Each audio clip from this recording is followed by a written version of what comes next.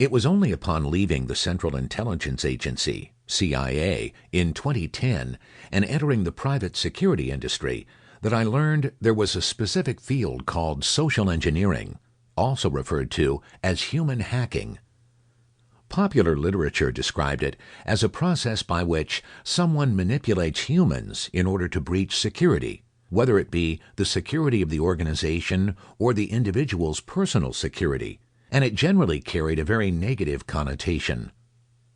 Although I was just learning about the approach, I realized that I had spent much of my CIA career as an intelligence officer who, in fact, used social engineering skills quite effectively to accomplish my missions. It became a bit of a personal dilemma for me. Was the intentional manipulation of fellow human beings something inherently evil, or was it simply a tool that could be used for evil as well as good? The more I thought about the topic, the more the passion stirred within me to analyze the methodology of social engineering and its impact upon the security of organizations as well as individuals. In 2015, Webster University invited me to teach as an adjunct professor in their master's degree program for cybersecurity. While addressing intelligence and counterintelligence issues as they related to cyber warfare, I decided to incorporate my knowledge and skills as a spy in explaining how individuals are effectively targeted and manipulated by adversaries using a variety of social engineering techniques. What made my course truly impactful for my students was an assigned Capture the Flag social engineering project.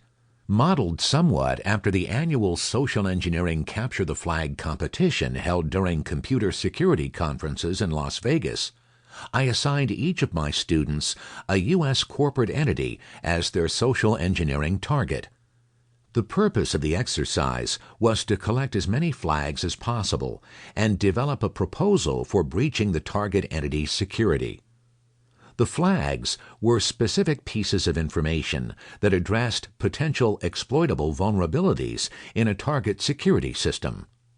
Each student initially conducted Phase 1 open source intelligence (OSINT) collection on their respective target by scouring a multitude of sites available on the World Wide Web.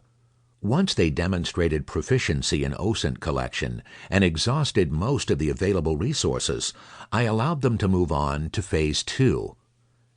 During Phase 2, and under careful supervision, my students used information collected to formulate a variety of social engineering techniques to use against their target to gather additional flags.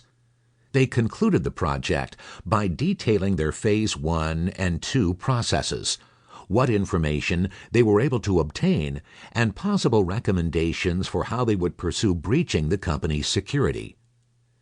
In addition to their academic paper, they presented their unique experience in the form of a presentation before the class. Without exception, students overwhelmingly completed the project with a much greater awareness regarding the threats posed by social engineering and how to help protect themselves as well as their respective organizations from such attacks. To keep listening to this audiobook, I've left you a link in the description so you can do it at no cost thanks to Audible's 30-day free trial.